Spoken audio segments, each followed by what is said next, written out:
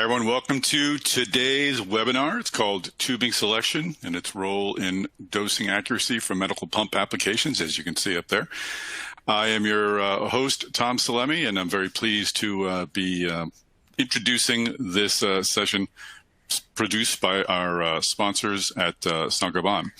So we are going to have a few panelists today. I'll introduce them momentarily, but I did want to let you know that the webinar, as you can see up there on the slide, it is available on medicaldesignandoutsourcing.com. If you want to follow along, and I presume you do, the slides are available in the resource widget. We will have a Q&A at the end of the webinar. Feel free to ask questions throughout, post them up there. We'll try to handle them all at the end. And if you're going to tweet, please use the hashtag MDO webinar tag so we can congregate all of the posts.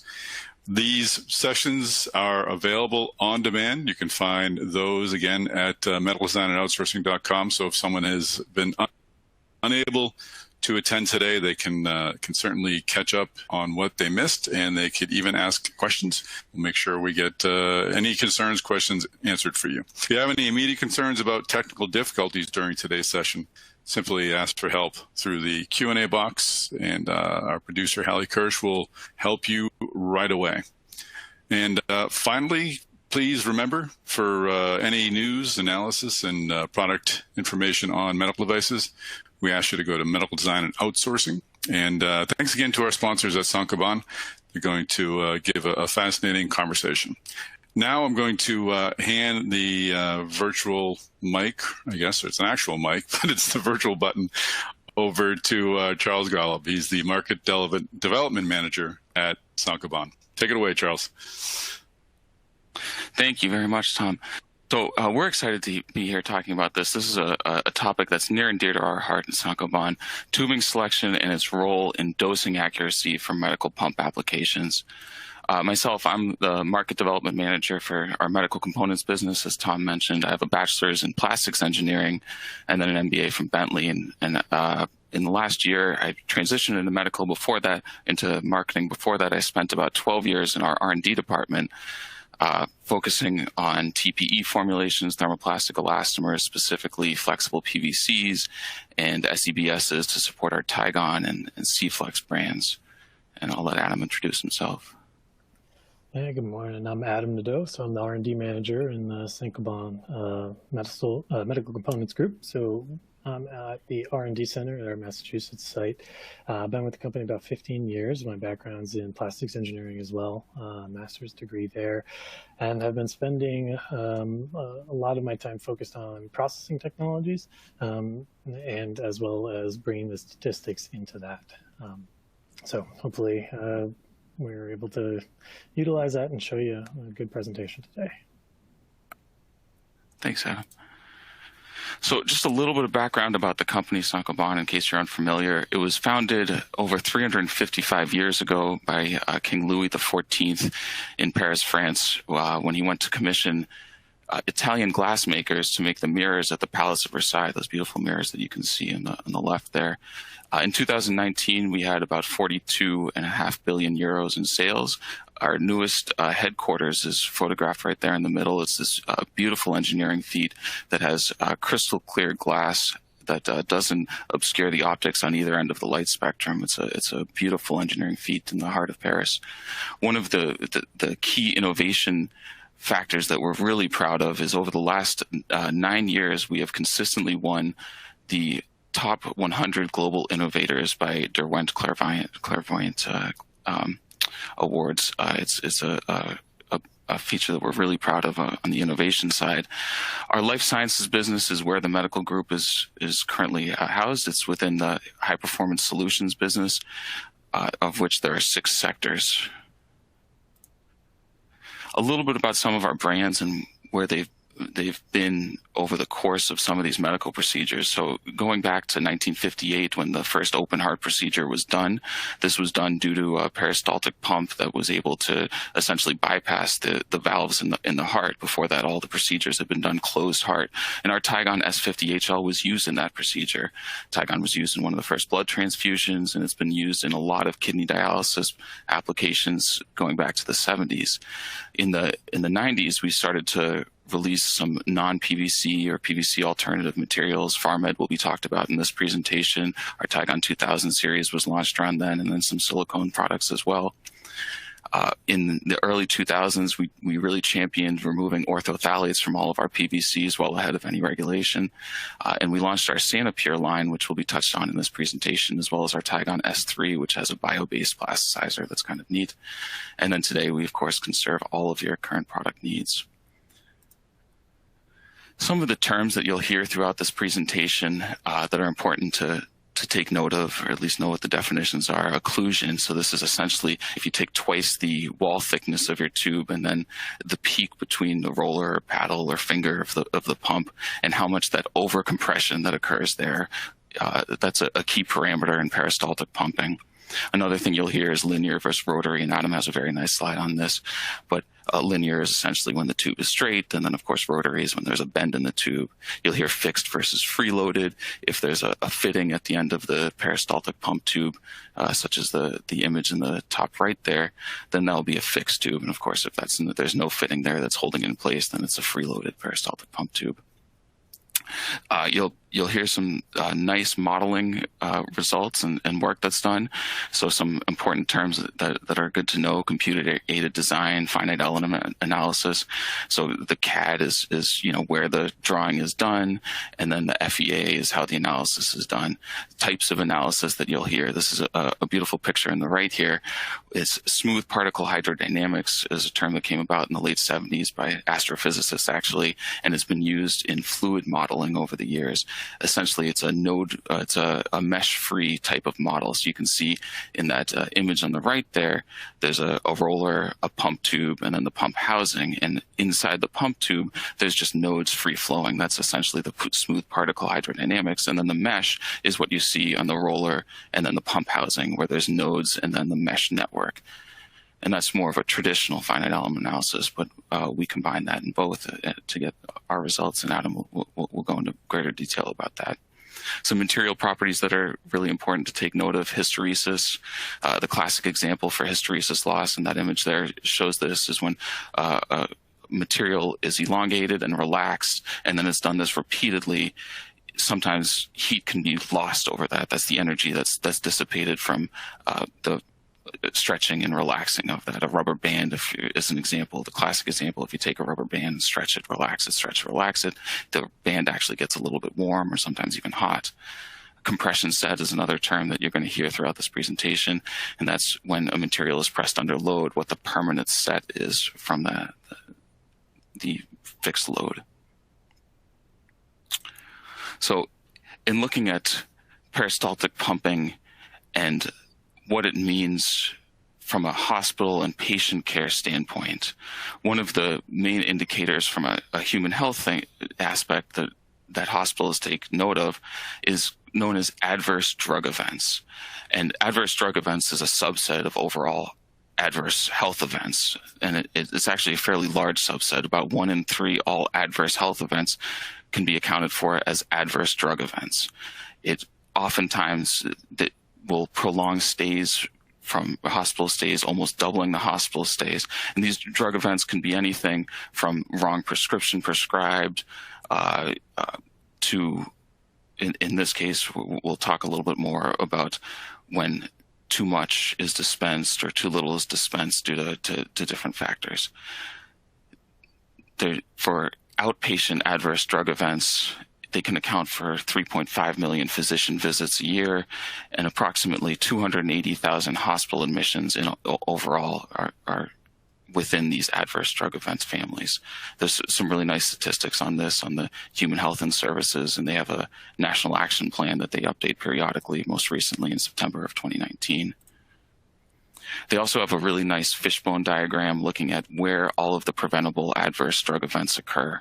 So provider, patient, technical, and they also break down where the most likely drugs could occur. So that's the anticoagulants, diabetes drugs, and opioids.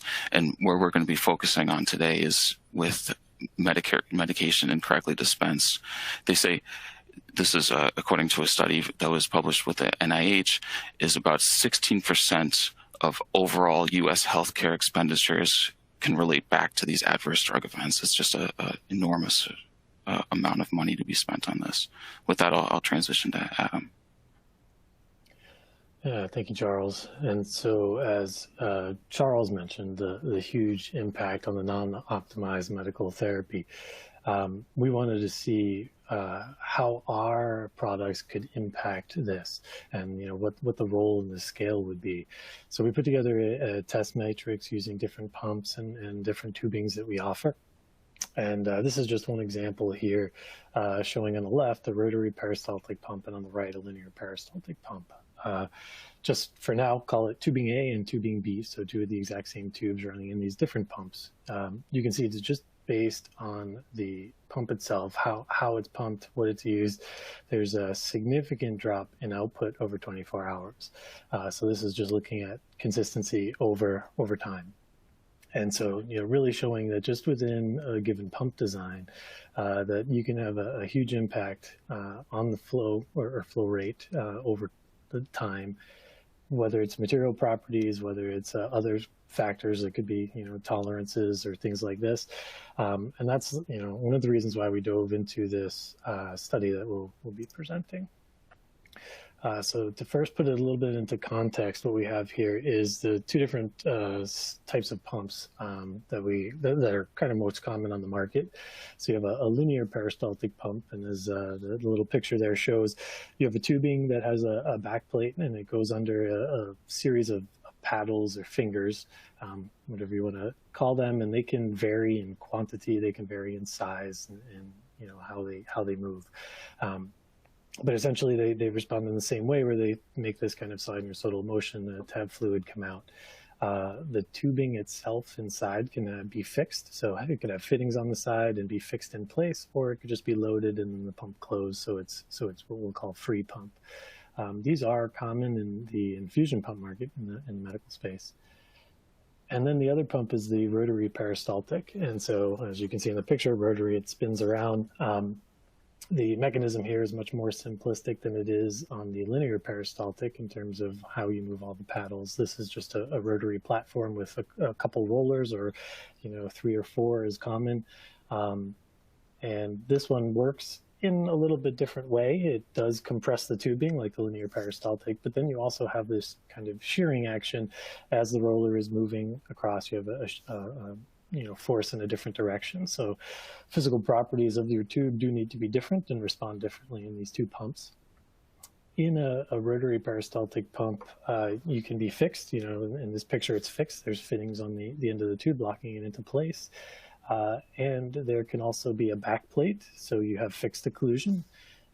However, there are peristaltic pumps out there that do not have any backplate, and so you rely on the tubing that's stretched across the rollers and really the performance of the tubing itself to cause that peristaltic motion within the tube, so putting a little bit more demand on the tubing.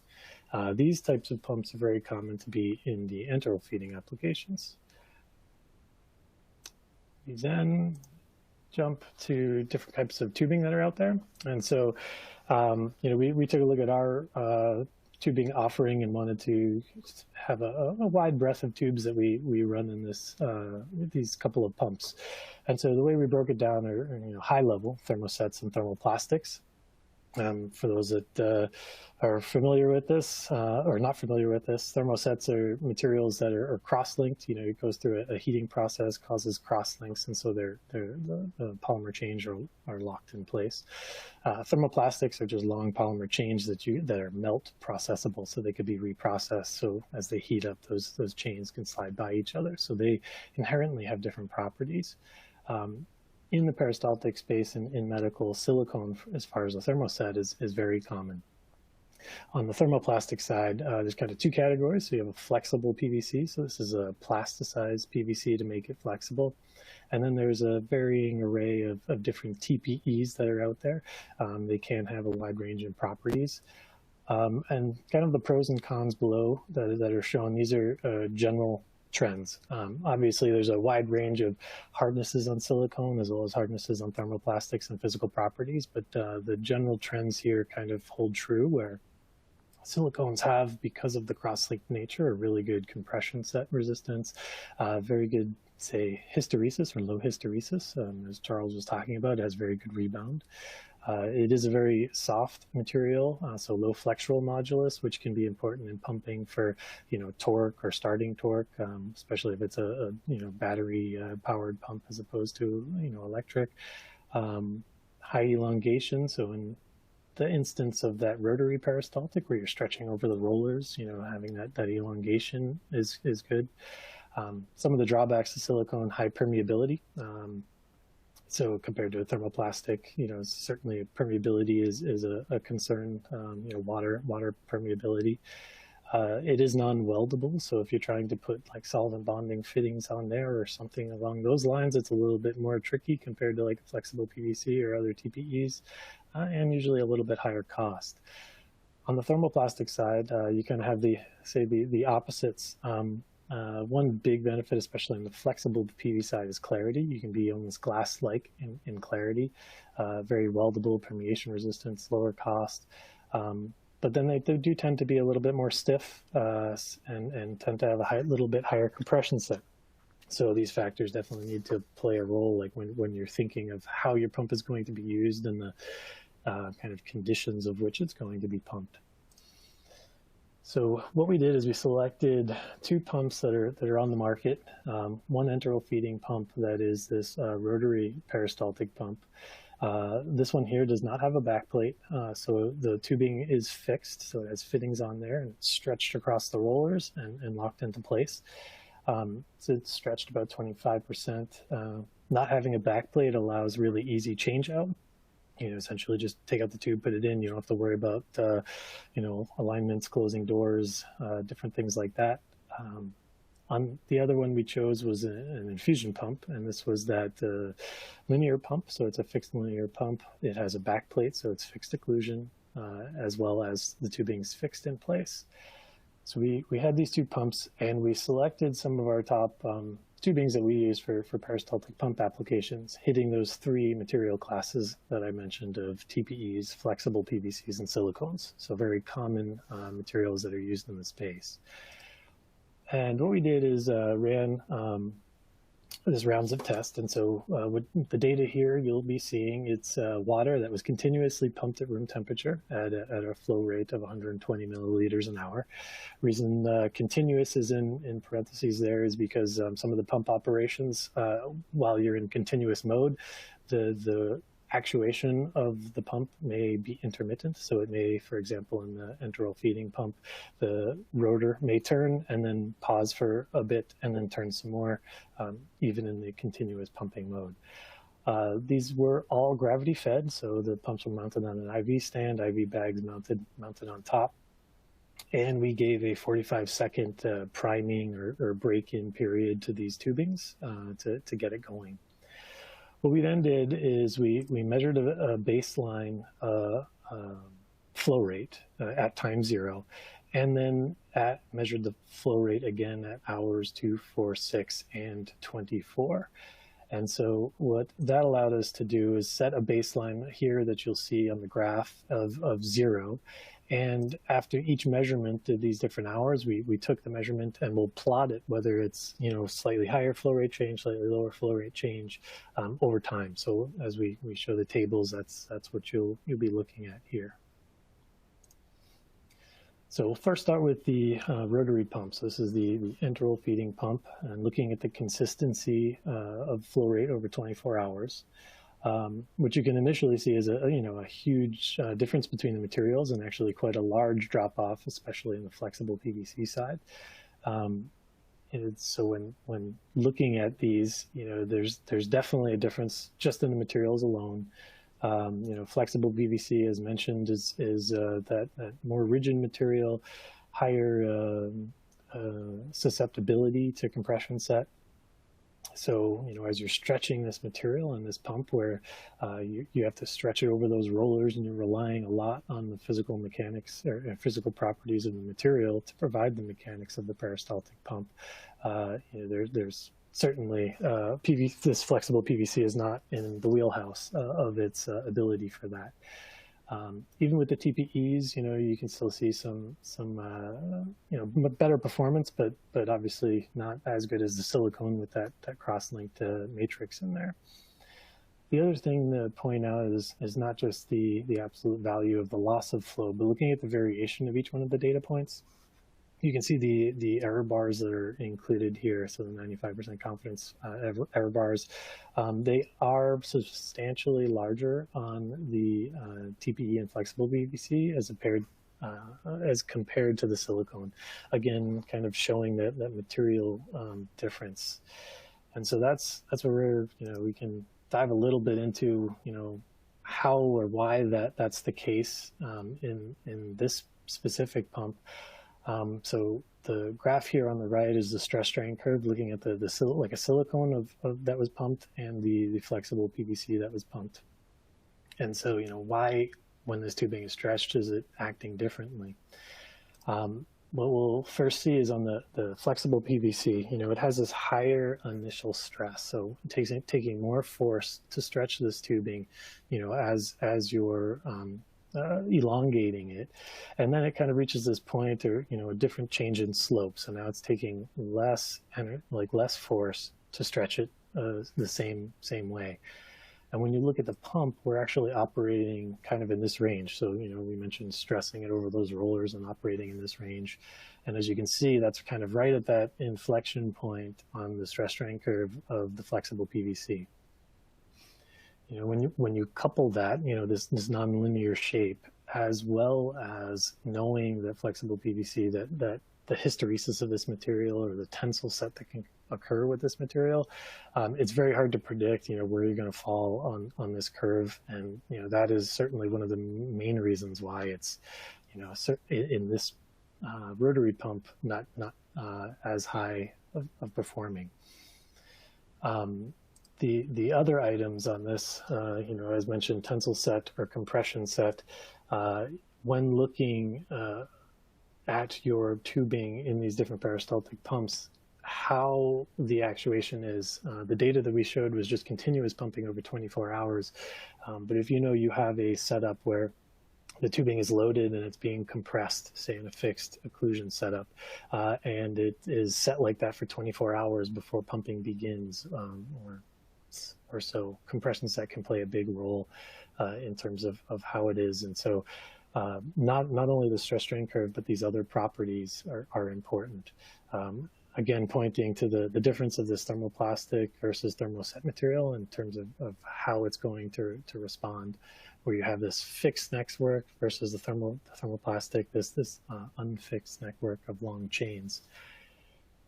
Not only the base materials themselves can have a role, but other things to consider, how your tubing is going to be used in, say, sterilization, whether you're doing gamma sterilization to this, or, is it repeated autoclave, or, E-beam? How does your material properties change with this, especially over time? One thing I'd like to point out is on our medical website, we have a section of white papers where we actually look into the physical property changes of materials before and after sterilization as a reference to kind of show the amount of change, which it can be, it's substantial depending on the material, as materials will react differently through radiation. We also have some work knowing that material properties have a tolerance. The same way when you extrude a tube and you have a dimensional tolerance of plus or minus something, the physical properties also have a tolerance there. Some of these can be quite large from raw material suppliers, so understanding that and the impact is also important. And I also alluded to the dimensional tolerances. So when you have these, and we're talking about a lot of different items here, how can you quickly factor in all these items as you're designing a pump.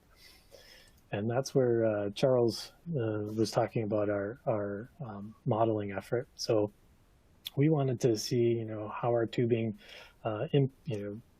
would respond in different pumps and what properties are important. And we wanted to be able to quickly screen, for customers what happens. So we, designed this tool to look at the geometrical and physical property differences initially on flow rate.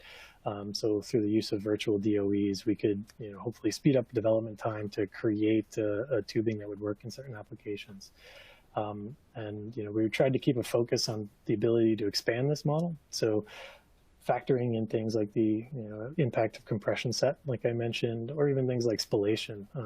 As you're measuring spallation, things are changing, whether that's a dimensional size or how your materials responding, and factor that in. So those are things where we're going to hopefully grow this model.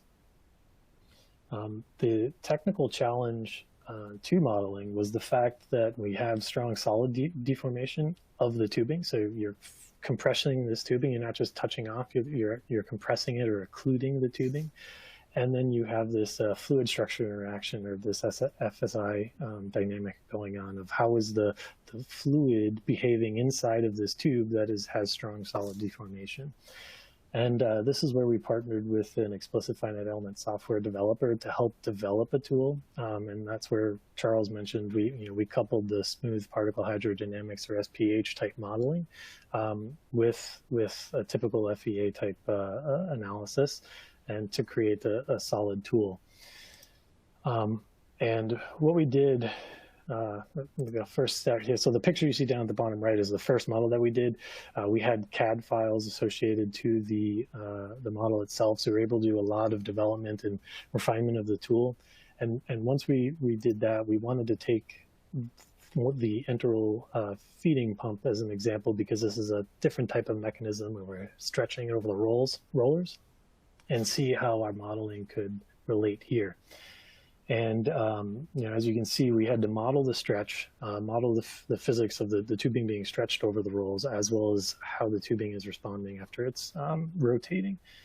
After just a little bit of optimization on the model and comparing that to actual pump testing, we get very good model validation.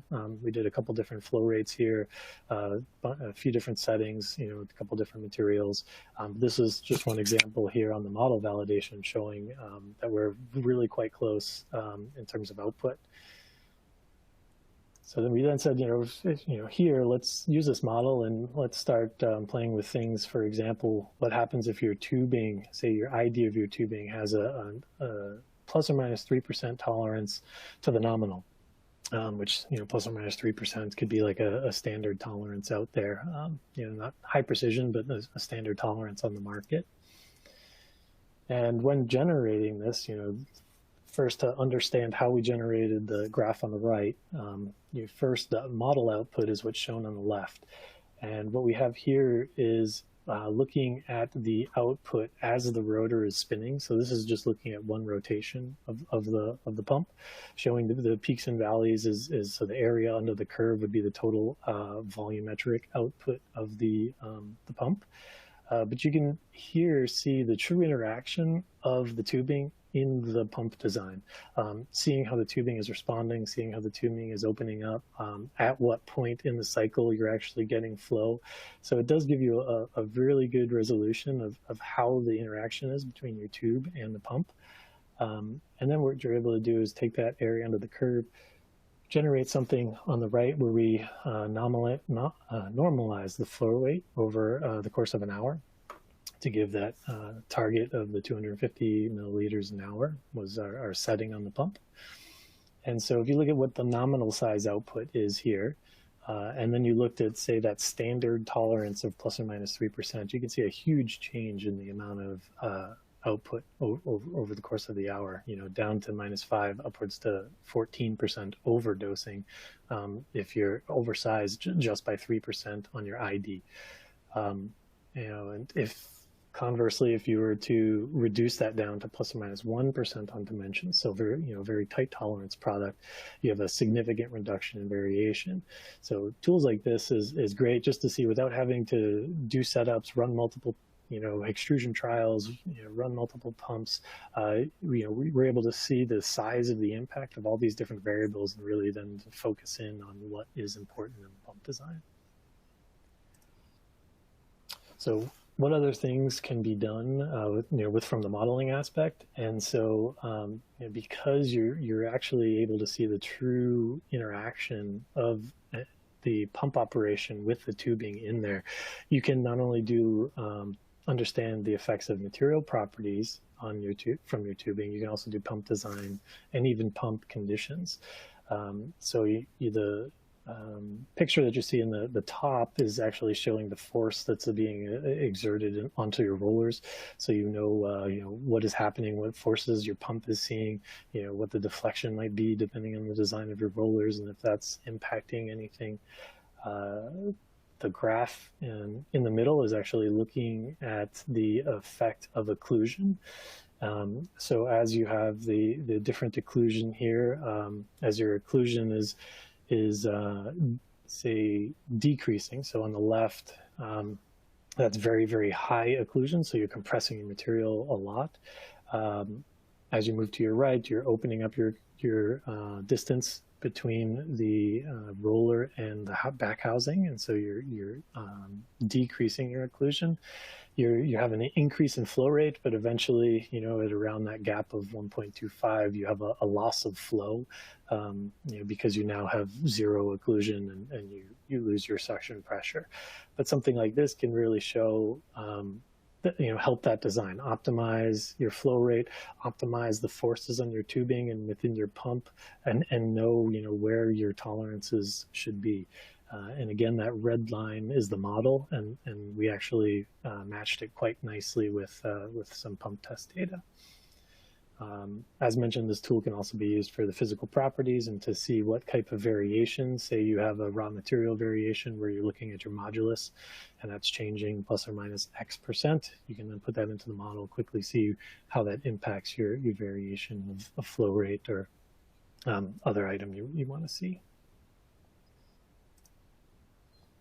So we then, through the learnings that we did on the model, through the learnings that we know about our physical properties, we selected, again, these materials. We ran them on that linear peristaltic pump. So this is the infusion pump. Again, looking at 24-hour dosing over 24 hours. And then you can see the difference between this and the enteral feeding pump is that the flow rate change is almost similar for the different materials here. So everybody had quite a low flow rate change over 24 hours. So you're not putting the tubing under as much stress, as much elongation, not demanding as much performance out of the tubing. But what you do notice is the consistency again. If you look, for example, the gray line, so this is our product, the Pharmed BPT, which is a TPE material. The data points do have significant variation within there from tube to tube. And so you still have that impact of physical properties, that stress strain curve of more so the compression and maybe the set there. One point to note is this was continuous over 24 hours. So it's, they do perform well, but you need to consider some of the other aspects of what's going on in your pump in order to select the right tube. So with that, I can hand it back over to Charles to wrap up with some conclusions. Nice. Thank you very much, Adam. So yeah, you can see we have a number of highly formulated offerings depending on what material family you choose to use, and each one, depending on your specific pump, could be a good fit. So you saw that the flexible PVC, when it was elongated and used in one of those fittings, it might not be the best, at least in that pump design, but it did work well for some other designs as well, other pump designs. Each one of these specialty formulated materials that we see here are offered in a high and a low durometer, depending on if you might be pumping into back pressure. We have a strong expertise in how to bond these to other materials. So if you're using polycarbonate fittings, or if you're using other type of fittings, depending on where it goes, we have a strong knowledge in that as well. Also, we have a very strong regulatory team that can help as you're looking to get a new product to the market. Our regulatory team can provide guidance with regards to both our materials and the overall product. Some areas of content that we're looking for in 2021, some ongoing research that we have. So environmental aspects of single-use tubes is a hot topic for us. Spallation and particulate generation, specifically in pump tubing, is definitely one that we're going to have some nice content on this year. Nano coatings is an interesting research subject that could improve surface properties. Antimicrobials and healthcare-acquired infections, I suspect that will be a very hot topic this year as well. And commercial landscape of some of these pump tubings, that will be a little bit of a follow-up to this, where we can take a much more encompassing approach, looking at products beyond what we offer. I would like to point out that we have a number of blogs that are up on our website, in addition to the white papers and case studies there as well. So, kind of in conclusion, as you're developing your peristaltic pumps and your pumping products, when you look at what we have to offer, we have these very customized material formulations. We have very precise component manufacturing, and we have a very strong engineering team, both R&D and application, and we can help your development at almost any stage of your process and help to co-develop some nice solutions and ultimately bring a more robust product to the market. So with that, I can open it up to questions. Excellent. Great presentation. We have a few questions in the queue, but I was just wanting to follow up actually on the white papers that you're working on for this year, the environmental aspects of single-use tubes. What are some of the issues you think you'll be exploring with that? Their biodegradability, or impact on the environment? What are just some of the issues there that you're looking at? Absolutely. So we have as a company, we have a sustainability green overall approach, and we're going to be doing some more life cycle analysis on some of our products, and we really look forward to bringing some of that content to the general public. We have done our different divisions of the life science business have already done some life cycle analysis on some of our products. So as we within the medical business look to do the same and piggyback off some of those efforts, it'll be interesting to see, and then of course bring it to the general audience. Great. No, we'd love to follow up on that. We have some questions in the queue. If others do want to submit, please do. The first question I'll ask, or I'll read to you, is what is the basic of selecting O246 in directly 24 hours of monitoring? Any specific reasoning? This was asked a few minutes ago. Yeah, sure, I can answer that. So that is the selection of how we chose the different hours. Part of it is the selection of having the availability of resources to pull the data and measure. But really what we wanted to do is see the true precision of the tubing. So seeing how it's changing initially, so the 0 to 6 hours, knowing our materials and knowing how they may have a break-in when talking to some of that compression set and some of that hysteresis loss. We wanted to focus on the initial aspect of that, to see just how fast things changed. And then we wanted that data point at the end to see, over a 24-hour cycle, how does that compare overall? But that's why we had more at the beginning, was really to try to see and understand our material interaction there. Excellent. Well, the next question from the audience is, does one material perform better than others at high, low flow, or is it the occlusion, or is the occlusion a bigger concern? So does one material perform better than the other at high, low flow, or is occlusion the bigger concern? Yeah, so I can take that one. That one, that's, I'd say a loaded question, because what we've seen is it really depends on pump design. As I was mentioning, how your pump is designed, whether it's the linear, whether it's the rotary, actually how many rollers you may have on there. So certainly there's a good match to how a material can deform. Silicones have a really good, as mentioned, really good physical properties on that regard in terms of hysteresis, low compression set. So when there's a very high demand on the physical properties, the silicone does perform very well. But then there are applications where TPEs can work well as well. So it's kind of a hard question to answer because there are many factors that go into it. So hopefully that was a decent answer. Sounded good to me. So, Charles, does Saint-Gobain offer simulation services independent of development for tubing? This would be for a pump manufacturer, say. Yeah, absolutely. So the workflow for that would set up an NDA. If you had some CAD files, you could send them over to us, and absolutely we would be able to offer that as a service. I think it would help both your end and then also on our end to continue to gain some more knowledge into this. But absolutely, we could offer this as a service. Okay.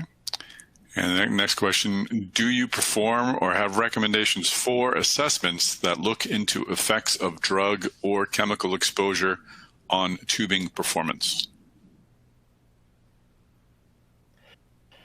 Yeah, so we certainly have done that, especially from the chemical exposure side. We have a business that's in the more industrial side, dealing with really harsh chemicals. So we do have experience with that. Whether that's pumping the chemicals themselves and looking at how things perform, or whether that's doing something a little bit more simplistic. We'll do like a chemical soak of the tubing and then just pump it underwater, a little bit more friendly on an HSE side, if we're not necessarily set up for that. But there is, certainly an aspect to that. I think, modeling could come into play a little bit there too. As you do some simplistic chemical soak testing and see how chemicals can impact physical properties, you then could relate that and put that into your model to also quickly simulate it. Excellent. And next, thanks for the questions, everybody. These are great. Is the method to evaluate optimum occlusion? Is there a method to evaluate optimum occlusion to extend life without overly damaging the underlying material? Yes, and that is a great question.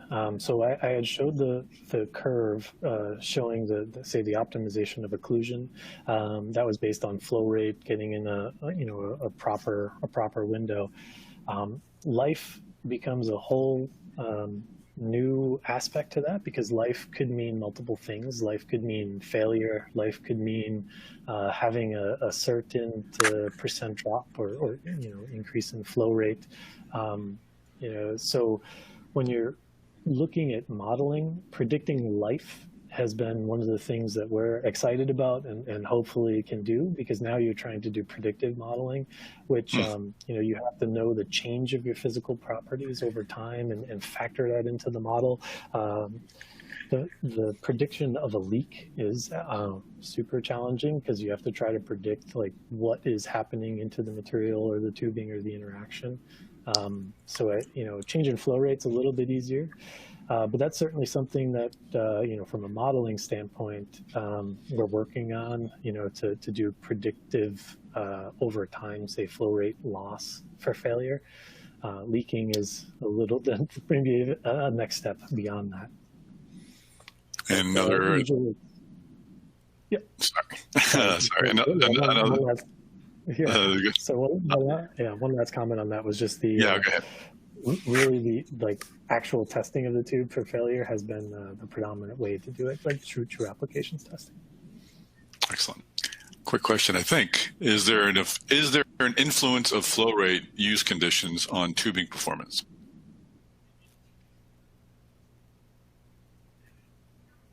Is there number 10? Is there an influence of flow rate use conditions on tubing performance? not entirely sure what we mean by flow rate use conditions. Okay, maybe if that person wants to re-ask that, we can hit another question. The pump we are using does not look like the linear or rotary pump that you presented.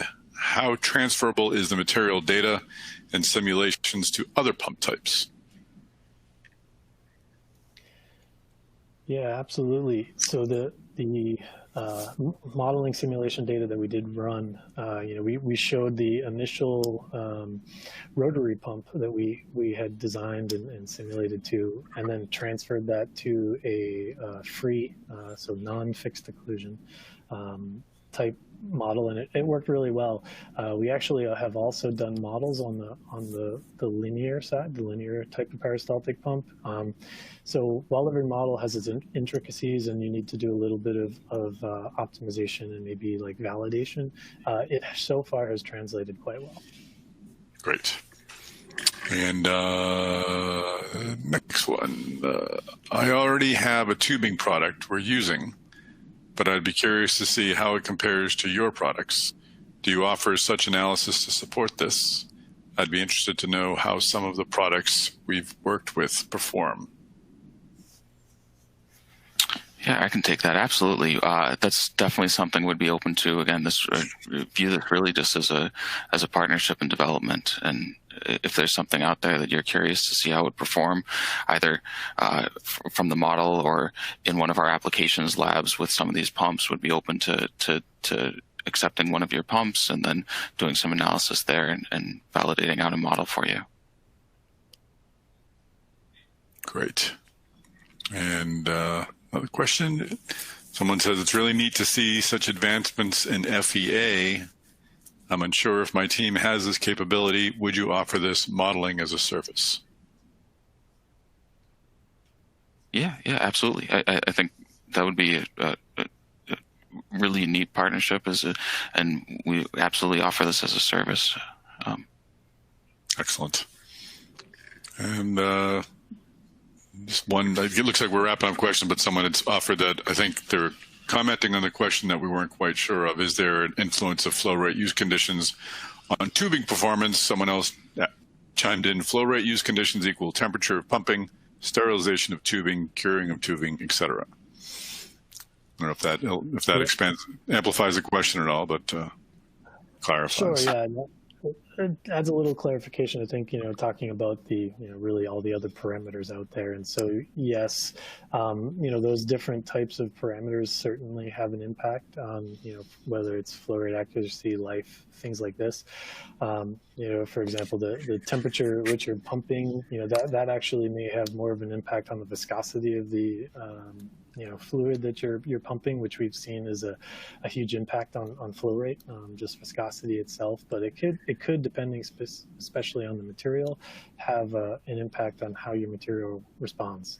Silicone is, again, one of those materials that does very well in a wide temperature range, but certain TPEs may not, especially if you get down to some of the colder temperatures. And same thing, sterilization can change your physical properties, whether it's a TPE, which, has changed scission and has that change, or the silicone, which may actually have a little additional cross-linking in there after irradiation, changing the response. So they definitely all have a factor. If there's a more detailed or more specific point, feel free to ask. Yeah, please. Anyone can submit a follow-up question. We'll make sure we get it over to you. Great questions by the audience. Thank you to everyone for participating. Thanks, of course, to Saint-Gobain for sponsoring this, and Adam and Charles, you did a great job. It was a lot of great illustrations, good amount of technical tones, but you guys delivered it very well. So thanks for that. The webinar is available at medicaldesignandoutsourcing.com once again. And you can please connect with Medical Design and Outsourcing on all the social channels. And of course, this is available again on demand. So if you know someone who would enjoy seeing this and listening to this, please let them know. They can use the login information and watch it again.